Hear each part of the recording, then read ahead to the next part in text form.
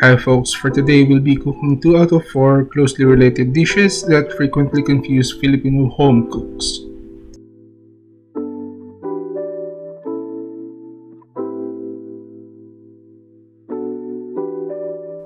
So since last Saturday was declared a holiday, I thought I'd do an online poll between 4 of the most confused dishes in the Philippines. And as expected, Kaldereta won the polls. But I thought why not do a second dish since these dishes closely resemble each other and uses almost the same ingredients. So I picked Mechado, which I just learned how to cook recently.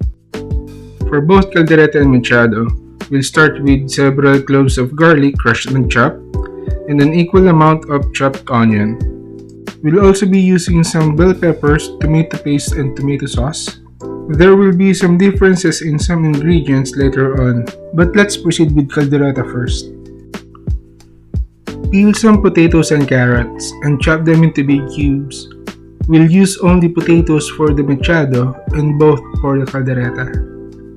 Some people uses either liver spread or peanut butter for their Kaldereta, and some cooking channels like Panlasang Pinoy advises the same. It's either or, but my family uses both. It's important to find the right balance in using peanut butter and liver spread. I mean, the last thing you want is to make your Kaldereta taste like either kare-kare or menudo.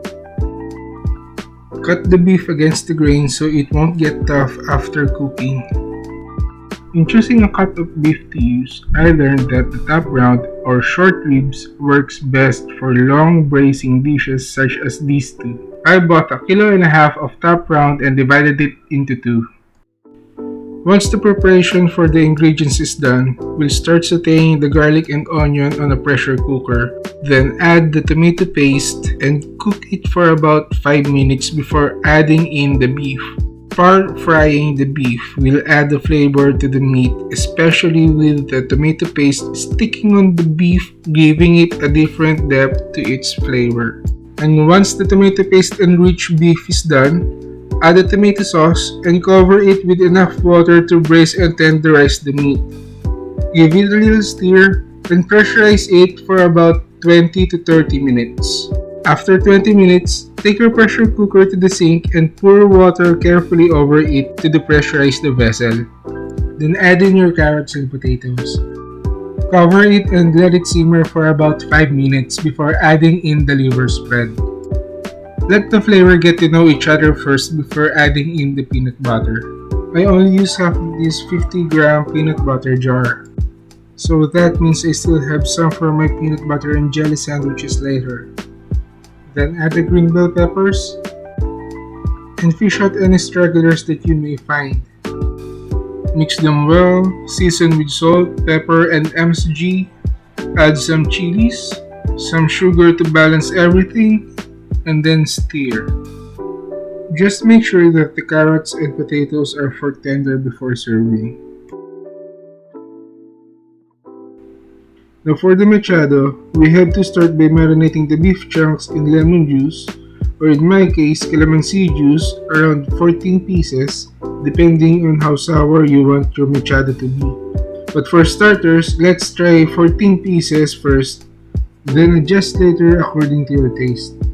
We'll also add about 250 milliliters of regular soy sauce to the marinade, and keep everything fridge ideally overnight or at least an hour before cooking.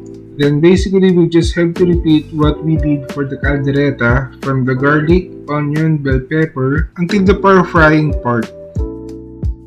Next we'll add the tomato sauce and the soy sauce and calamansi marinade, then add a couple of dried bay leaves. Add water just enough to cover, mix, and pressure cook for about 20 minutes. After pressure cooking, season with salt, pepper, MSG to taste, add the potatoes left from the Kaldereta video, add the bell peppers, about a tablespoon of sugar to balance the sourness of the calamansi juice and the acidity of the tomato paste. Then let it simmer for about 5 minutes until the potatoes becomes fork tender. so the difference becomes apparent. Mechado is a more of a tomato saucy dish, while caldereta is more of a mix of peanut butter, tomato sauce, and chilies. If you like this video, please consider liking and subscribing. And see you again next time.